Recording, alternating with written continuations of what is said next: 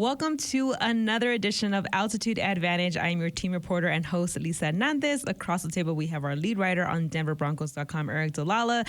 We're celebrating Dub Day here in the Broncos podcast studio, where the Broncos defeated the Raiders 29-19, getting the series sweep in the regular season.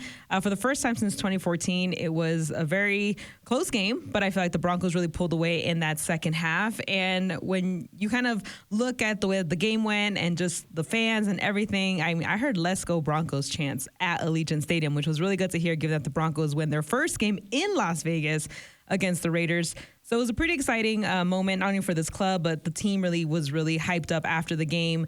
And honestly, 24 hours later, we always check in with you. How do you see the game now that you've had some time to digest it? Yeah, I think it was impressive in terms of the in-game adjustments that the Broncos made and the way they were able to rally and adjust and kind of tweak things so that they could find a way to get a win. And I think I come away, I mentioned this on the Instant podcast, if anyone hasn't checked that out yet, but there are, in some ways, I'm more impressed by this one than the win over the Falcons, because against the Falcons, everything went your way. You ran things really well. The offense scored early. Guys were running wide open. Bo Nix was hanging back there. You threw 4 touchdowns, over 300 yards. The defense got after Kirk Cousins. Everything went your way, and you found a way to win that football game by 32 points, which was impressive. I think there's been times where the Broncos have had success over the last 7-8 years, say, right, where they've had games like that, like they did against the Falcons. There's the one where they went to Dallas and they kind of smacked the Cowboys around, beat the Cowboys at home, I think 42-17. Obviously last year beat the Chiefs at home, and there's a game in, I believe, 2021 where Detroit comes here and the Broncos win by 20-plus points. So those games have existed. Yeah. I think what we haven't seen much of, and I mentioned this last night, and again, our Instant podcast, a little plug here, it's on DenverBroncos.com, wherever you get your podcast. You get that immediately after the game every week. So if you just can't wait to hear us, you can go there. I'm gonna need a little more happiness in your voice right now. Well, I'm happy. This is happy. This is excitement. You're like the chill dog dude. That meme that's going around. It's like the little chill dog that's just like relaxed. It's like, yeah, we won. Well, it's all good. Some of the things that happened to me in Las Vegas, at least, I'm still recovering. But I think that to finish my point there, it's that there's been a lot of big wins over the last few years. There haven't been this type of win where you don't have it and you don't have it going, and there's a fake punt and there's a long kickoff return, and you're moving the ball, but you just can't quite get in the end zone and you're settling for field goals. A lot of times when teams are stuck in that kind of, I want to call it a rut, but when they're in that motion, like in that series of kind of events, when they're in that challenging situation and you're on the road and you face a halftime deficit, there are teams where they can't get over that. And I think the fact that we saw Denver win, and not just win by double digits, right? It wasn't like they won by a point or so. It didn't escape. It was they convincingly. The fourth quarter, they kind of had control, which is kind of wild, because when you look at it, like, until the middle stages of the third quarter, it was very much in doubt. And then 6 or 7 minutes later, the Broncos were in complete control. So that was impressive. But I don't know, and Sean Payton mentioned that maybe this team last year doesn't win that game. I don't know that a lot of Broncos teams over the last 7-8 years win that game. And it happened for a number of reasons, including, as Sean Payton said Monday, the additions that they made to this team, whether it's a Malcolm Roach, a Brandon Jones. You talked about the safety play on the back end of the defense being better, that duo, than it was a year ago, which I thought was really interesting. But they just, I think it's this toughness and this grit, and it's like, it's so hard to measure. And yet that's exactly what you expect from a Sean Payton team. And they showed it again in Las Vegas, and they've shown it a couple times in terms of how they bounce back against the Chiefs. They showed it in New York when the weather was crummy. They showed it in Tampa, I thought, when you're 0-2 and you're going on the road and it's hot. Like, they've shown some things this year where it's like you can't quantify it, and there's no metric, and there's nothing that says like, oh, this is going to happen, but you just take on the personality of your coach in some ways. And Sean Payton is a winner. And I think that's part of what you saw, is that even when things aren't great, it doesn't mean the Broncos are never going to lose a football game again, but the fact that they could not have their best and still find a way to win really impressed me. And also, of course, from a playoff perspective, huge, because man, if you lose that game, you're sitting here today and you're just pulling your hair out thinking like, oh, we had a chance to like keep this lead. I mean, the Dolphins are surging. Yeah. You're thinking, man, we let one get away and we're going to regret that at the end of the year. And we talked about it last week. Broncos have been good. I think they're now 7-0 against teams that are currently under 500. Yeah. I've talked enough about that stat, so I won't go into it again. But 7-0 against teams that are currently under 500. Yeah. And yet they took care of business the way you needed to. And I also think, sorry, one last thing here is that. Go ahead. It's dub day. It's dub day. I'm rolling. I feel better now about the Cleveland game coming up because the Broncos kind of like, I don't want to say got away with one, but they didn't have their best in the first half and they still found a way to win. I would bet you come back this week and you're like, man, we did it, but like, let's be locked in and ready to go. And really the Browns, they're a sneaky team. They're sneaky. We know they just beat the Steelers. We know they've beaten the Ravens. Like that's it. They can play well. Yeah. They got Jameis, Jerry Jeudy. We'll get into all that later in the week. But I think that maybe getting past this Vegas game the way you did, I think there's going to be a whole different level of focus this week. And so I'm excited to see that game. But it's a team that just seems to have something about it. And I don't know exactly how to describe it, but it's been fun to watch. And it's why I'm growing increasingly hopeful and confident that this team is going to find a way to break this playoff drought. Yeah, it's one of those games where it could have easily shifted the Raiders' way. And I'm going to go back to that Week 5 game because as I was watching it, when Brandon Jones gets the interception off of Minshew, I instantly remembered like the Week 5 game when Pat Surtain got the interception. And I say that because in that Week 5 game, the Raiders were seemingly in control and kind of having their way. And then that pick was really the momentum turn. Now, granted, that was for a pick 6, but that Brandon Jones interception ended up leading to an 18-yard touchdown by Courtland Sutton. So I felt like that turned the game, in my opinion, like because that was like the big takeaway, that big moment to really kind of stall them out. Because at the moment in time in that game, the Raiders were kind of doing whatever. Like you said, they had a fake punt, they had a big return. A couple guys are like rookies, like first game returning back, were really trying to have a day.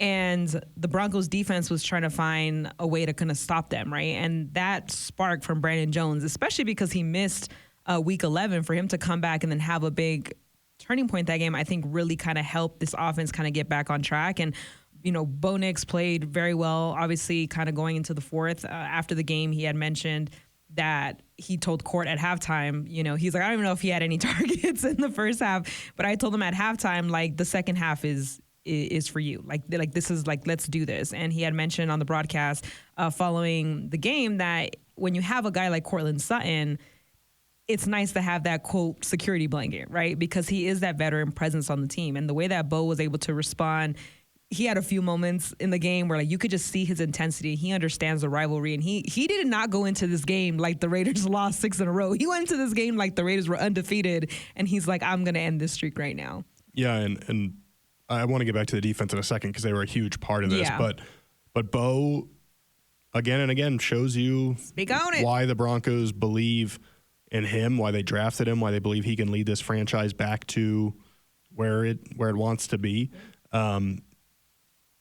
Again, it's the big plays. There's a third down throw to Troy Franklin. There's a third down throw to Devon Vele. In the third quarter, there's a drive where Bo hits Courtland Sutton for 3 different third down conversions. I mean, he made some big time throws, but it's also it's just avoiding mistakes. And there were a couple of times where, and let's be clear, Tyree Wilson, Max Crosby, they had good games. Oh man. They were all over the place. The Raiders brought pressure. They decided, hey, we're going to just get after this team and dare Bo Nix to handle this pressure.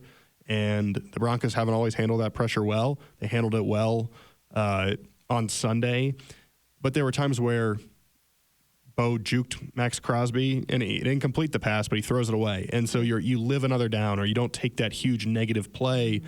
And then over the course of the game, from a field position standpoint, it becomes meaningful. And I think back to, I think it was in the third quarter, might have been earlier, it might have been earlier. The Broncos are backed up at their 1 yard line. That was in the first half, right? Broncos are backed up. This is why you say, I believe. Yeah, that's right. It was the first half. Broncos are backed up at their 1 yard line.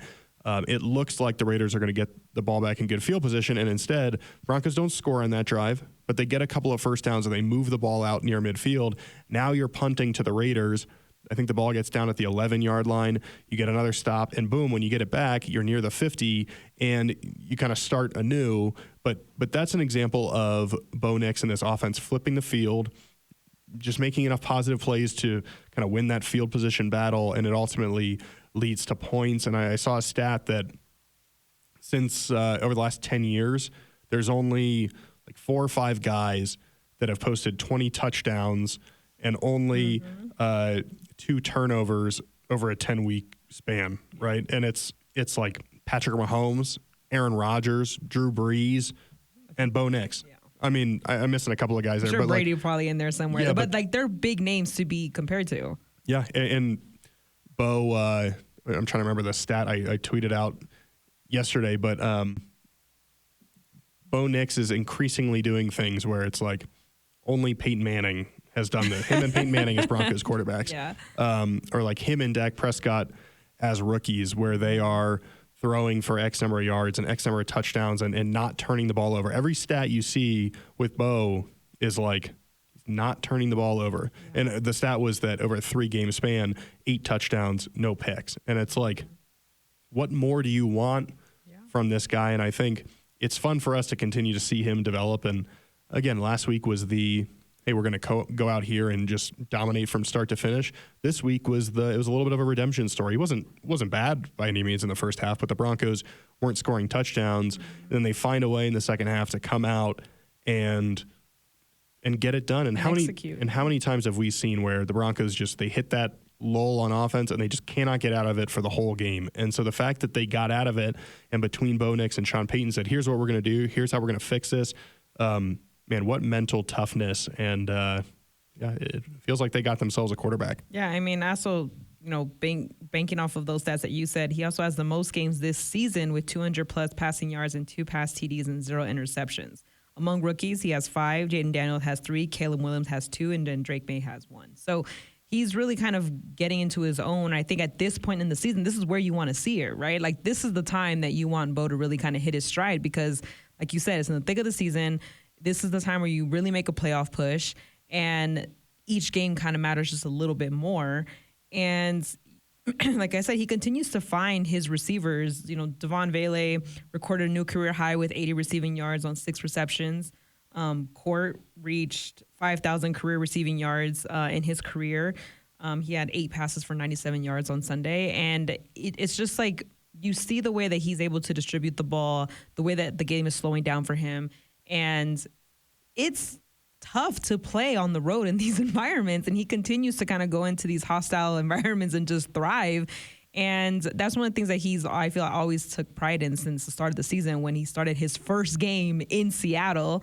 And you kind of look at what he's learned from that and the way he's been able to adapt to it. I mean, he even mentioned about Broncos country, like that he was very pleased of the amount of orange that he saw at Allegiant Stadium. Head coach Sean Payton had given a lot of praise to the fan base for how well they travel and the fact that they're in this game. And now you have all this momentum, but it's the fact that, again, he had such a great game against the Falcons. The first half, like you said, couldn't really get a drive sustained to end up in the end zone. But he didn't stall out. You go in. That's what football does. You go and you make adjustments, and then you go out and execute. And I feel like the way he was able to execute and really hit Courtland Sutton for a good, bulk of those drives, I think is really impressive. I think just really shows the way that this offense is really gelling together. That's built of a lot of rookies, and we have to shout out the offensive line as well. They played really great on Sunday. Yeah, especially in the second half, they got going and. For all the love we're giving Bo, it helps to have Courtland Sutton there, right? And Devon Vele played well, and Sean Payton, I thought, had high praise for him Monday when he said that, Marcus Colston, this is a guy who reminds me of him. Wow. Like, people that don't remember Marcus Colston, go watch him in the Saints offense because and you'll see he was why a good it's player. big praise. And so that's high praise from Sean Payton.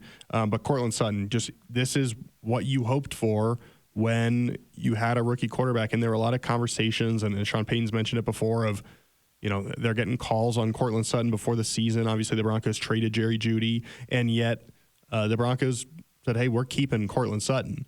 And this is what you wanted. You wanted a big-time weapon for your rookie quarterback. He's got, I believe, 6 catches and 70-plus yards in each of his last 5 games. It was his first multi-touchdown game since 2019. He's behind only Amon-Ra St. Brown and Mike Evans in terms of number of games with a touchdown catch since the start of 2023. I mean, I could go on and on. He's playing at a really high level. I saw a stat. His first 5 seasons combined, I think he had 16 touchdown receptions since the start of 2023. So basically a season and a half, season and 2/3 or whatever. He's at 15. And so he has just been really good these last 2 years. And I think it's the physical skill set, the ability to go high point that ball out of the air and get your feet down, but also the mental of going up to Bo and knowing that, hey, what the rookie quarterback doesn't need is for you to be in his face and be screaming at him and be saying, give me the blank ball. You need somebody there to just say, I'm here if you need me. And that's exactly what Courtland Sutton said he did is, I got you, my boy, is what he said. And so with that, Bo Nix then in the third quarter goes out, finds him 6 times, I think 78 yards and a touchdown. Bo Nix had 100-plus passer rating in the third quarter. Like, they got it going, and Courtland Sutton is a big reason why. And, man, just happy for him because he's obviously played with a lot of different quarterbacks, and the fact that it's going well for him is really encouraging. And he said, listen, we're just getting started here. There's a lot of room still to grow. And he couldn't stop. He was at the presser, and he, couldn't stop smiling. He was just grinning ear to ear, like, he's loving it. So a lot of credit for this goes to Courtland Sutton. Yeah, and, head coach Sean Payton, a couple of weeks back, it was actually in reference to the New Orleans game on Thursday Night Football, that Courtland had 0 receptions, 0 targets, 0 yards, he had zeros across the board. And Sean Payton had mentioned, it's refreshing to see a receiver he's not sitting there, like you said, yelling or causing a scene, patiently waiting. Ever since that, he's had back-to-back 100 receiving yard games. Like you said, 3 games where he's over 70 receiving yards and a touchdown. You kind of see, like you said, that poise trickles down to the younger receivers, because every time you talk to the Troy Franklins, the Devon Baileys, they have the same attitude. We're just waiting for our turn. We're training and we're getting ready so that when our number is called, we can deliver. And I feel like that comes from them seeing a veteran like Courtland Sutton, who deserves, to get as many catches as he wants, not be greedy with it and just say, hey, whether I have 0, whether I have 8 or 9 catches, what matters is the team win. And I think that really ties into the identity of this team that goes along with the grit that they have, the resilience that they have, and the adversity that they face so far. Yeah, and you mentioned the team win, so we got to give a shout out to the defense here because you mentioned the Brandon Jones interception that helped turn the tide there. But they held the Raiders to 1 of 5 in the red zone. They've got the number 1 red zone defense in the NFL. They've got the number 1 goal-to-go defense in the NFL. And they found a way to get it done. And again, in the first half, the pressures weren't there. They weren't able to get to Gardner Minshew. The running game was a little bit too successful for the Raiders.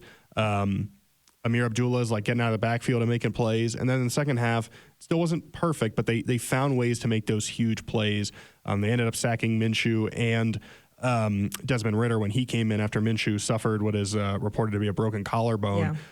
5 combined sacks. Mm-hmm. They had the pressure on the interception. You had Nick Bonito getting the 10 sacks this season with a strip sack. Yeah. That's, I don't know of a better way to do it than that. That was my Pro Bowl pick from last podcast. That's true.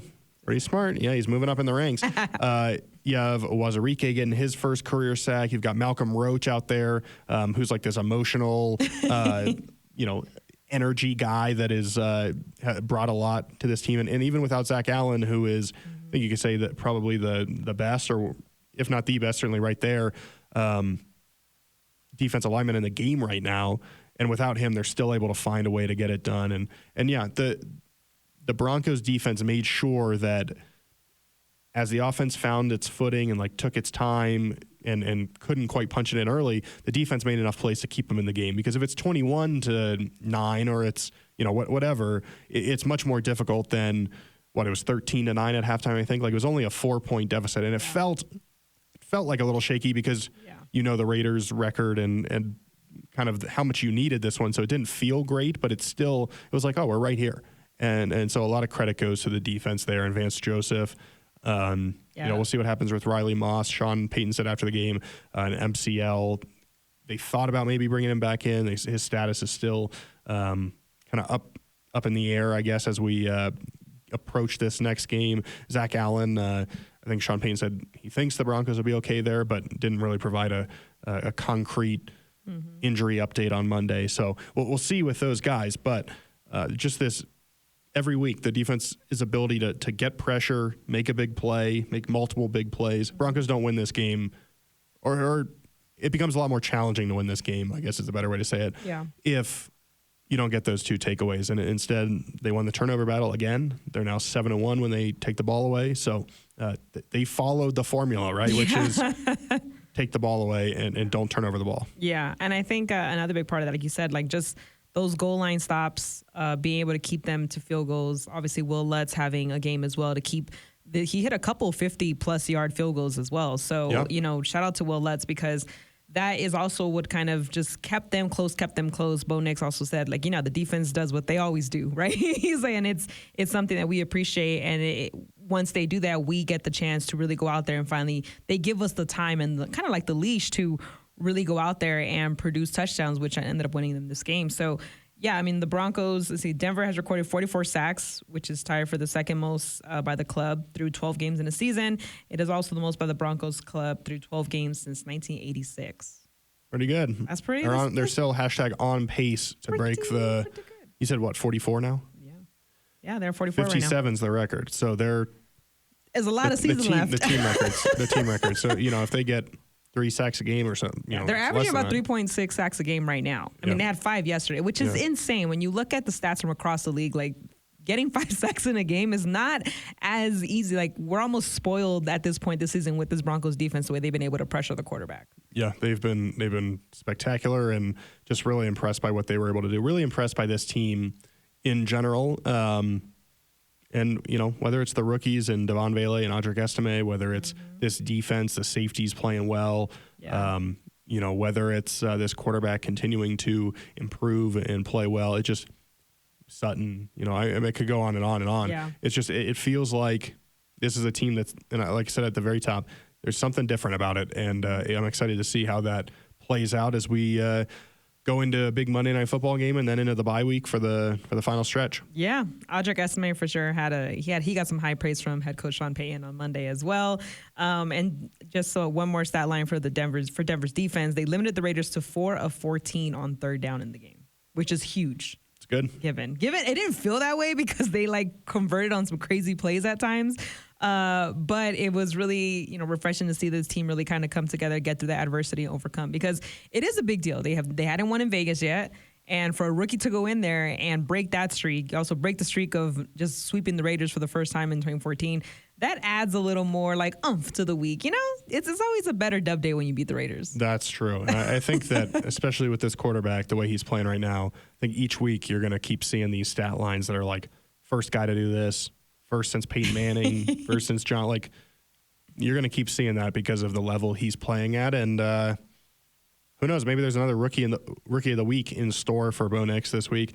He'd be the first Bronco ever to win it 3 weeks in a row. That's a stat line. Well, that's it for this edition of Altitude Advantage. Once again, I'm your host and team reporter, Elisa Hernandez. Across the table, we have our stat guy, our instant podcast analyst, dropper, and lead writer on DenverBroncos.com, Aric DiLalla. We're going to keep coming up with the nicknames all week long. So we're going to break down the matchup for Monday Night Football on Thursday's podcast. Make sure you guys drop your Friday this week. Oh, Friday this week. Oh, that's right, because it's Monday Night Football. Monday Night Football. So this podcast will be especially on Friday. You can get away from your family and listen to our podcast. Well, they're going to listen to the instant analysis one on Thursday, and then they're going to listen to listen to all the podcasts. The instant analysis? Yeah, the one from Sunday.